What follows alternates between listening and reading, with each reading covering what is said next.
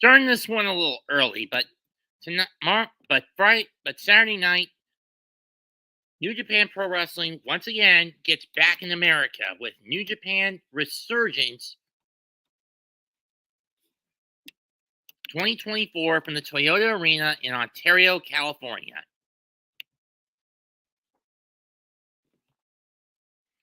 I'm not a fan of New Japan's American branch having as big a card as they do. In this case, it's a 12-match card. We start off with a couple of pre-show matches. Matt Vandagriff versus Adrian Quest, who becomes the star pupil. Whatever that, the SS or star student or whatever that means from the LA Dojo. I'm going to give this to Vandagriff. He's been holding ground fairly well. And as much as the more tenured individual Quest is, I'm not sure if he can get the W here. Next up, someone New Japan hasn't seen in close to a year, the bad child Lio Rush faces off against TNA X Division champion Mustafa Ali. Talk about taking a step back on the card when in Windy City Riot, Mustafa was near the top of the card. He's forced onto the pre-show this time around. Will the third time for Lio be the charm? I don't think so. I'm giving this to Mustafa Ali. Now we get to the primary card. Wubsy, will you stop with the needless cartoon prattle on this video? Seriously, this guy's becoming a pain in the neck. Anyway, 6-man tag action. Chaos of Rocky Romero and Tomohiro Ishii team with the DKC against Evil, Ren Narita, and Jack Perry of the fucking House of Torture. Now, on paper, which Yujiro, Sho, Kanemaru, and Dick Togo all in Japan, as Kanemaru and Sho are going to be competing in the Best of the Super Juniors tournament, which also kicks off this Saturday.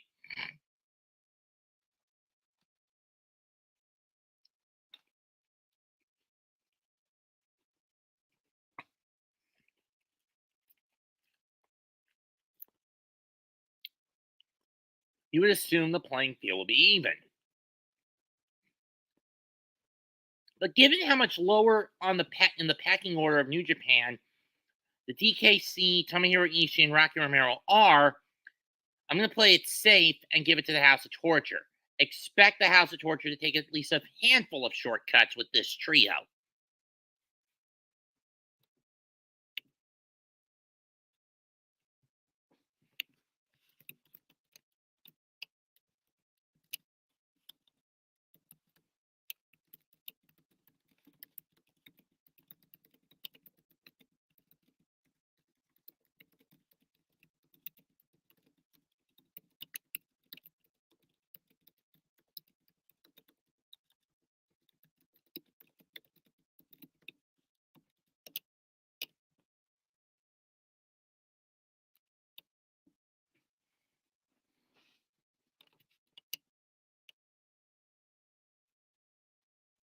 Seriously, doing that sort of thing makes you look like an asshole.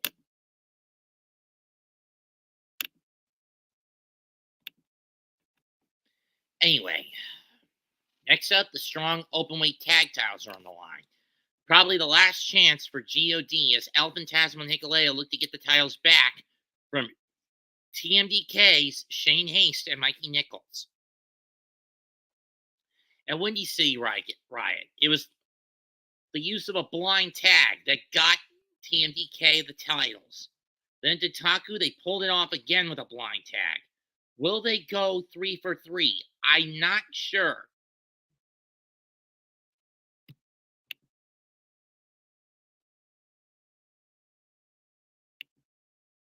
I mean, they might.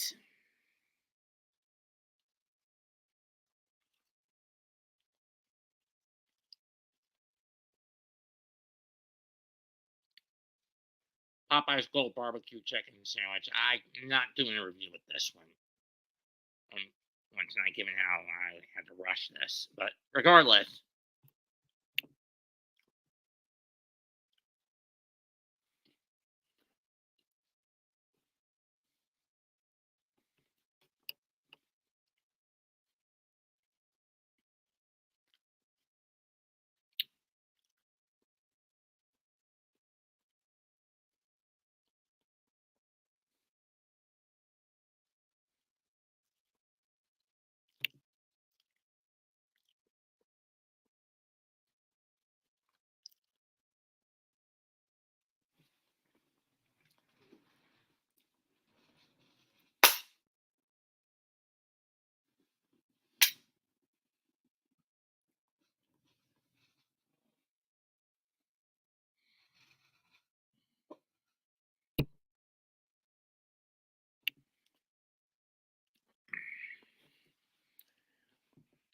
I'm going to say third time is not going to be the charm for G.O.D. I'm letting Shane and Mikey keep the tag titles.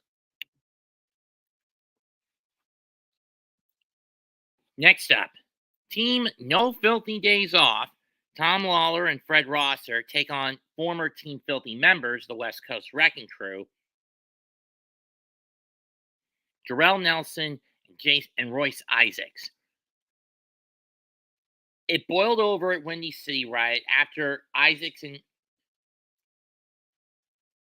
Nelson failed to capture the strong titles. They attacked Lawlor and Rosser, even snipping parts of Tom Lawlor's hair off, which led to Tom having to shave his own head to even things out.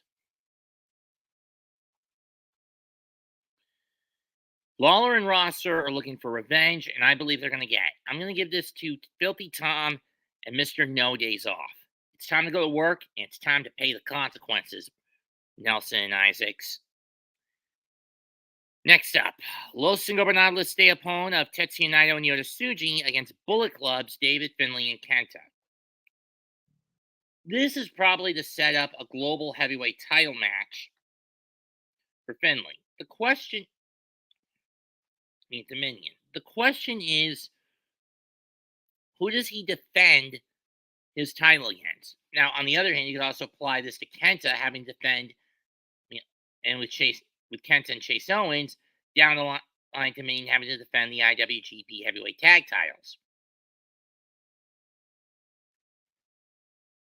Either way, I'm going to give this to LIJ. The question is, which one eats the pin, Finlay or KENTA?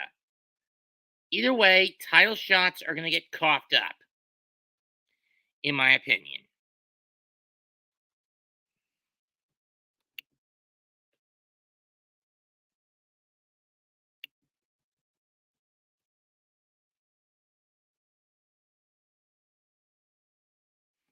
Stephanie Vaquer defends the strong women's title against Alex Windsor. I will take Vaquer.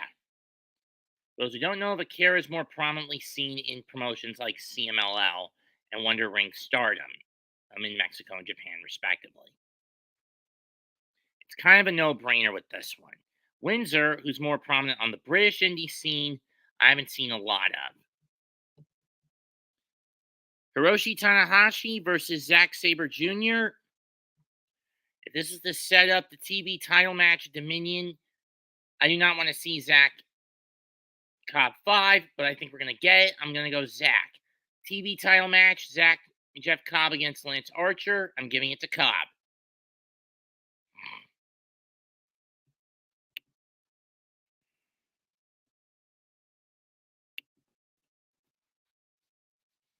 Next up, for the never openweight title, Shingo Takagi, in his second defense of his belt, takes on Just Five Guys' new KOPW Provisional 2024 Openweight Champion, Yuya Uemura. So for Yuya, this is a key matchup, because only Shingo's title is on the line. His is staying put.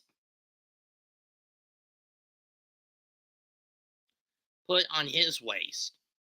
Though I could see Shingo challenging him for it at Dominion, or at some point after the G1, which would be kind of funny. That said, I'm not sure if Uemura is ready for bigger gold. Let's let him have the KOPW title a little while longer, and I'll give Shingo the retention here.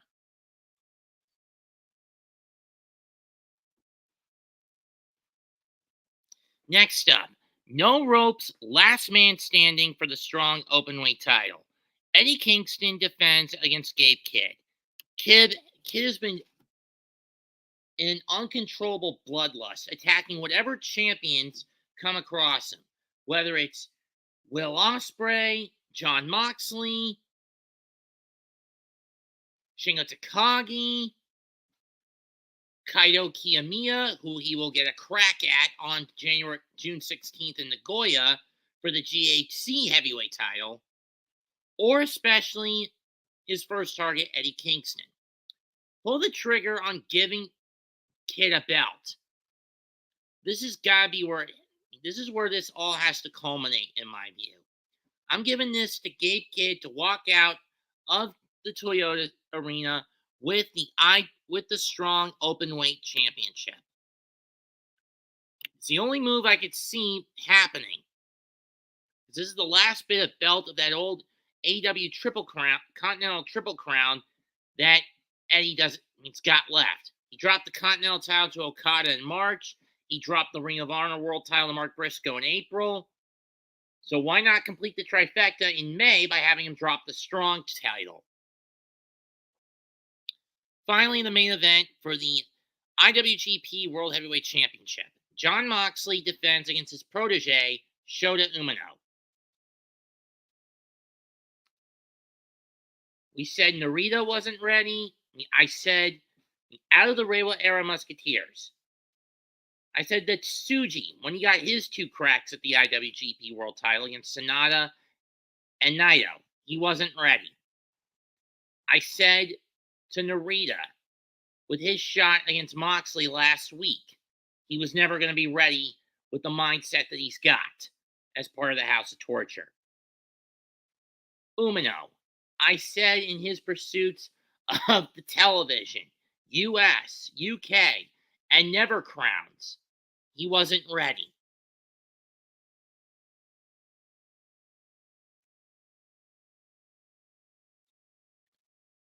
But this Saturday night, I think he is ready to take his place atop the mountain. At 26, going on 27,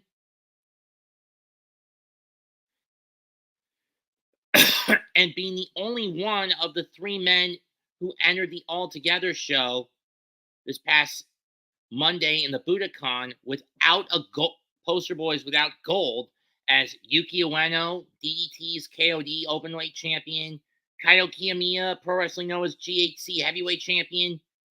Mox, it's time for the student to surpass the master.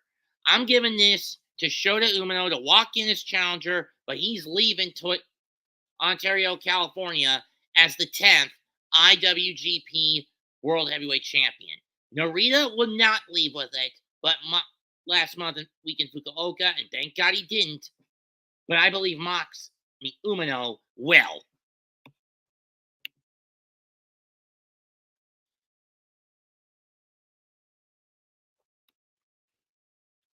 That's it for this episode of my wrestling prognostications. Leave a comment, smash the like, sub to the channel. This is Mets2128 signing out. Goodbye, and good fucking night. Bang. Whoop. I'm done.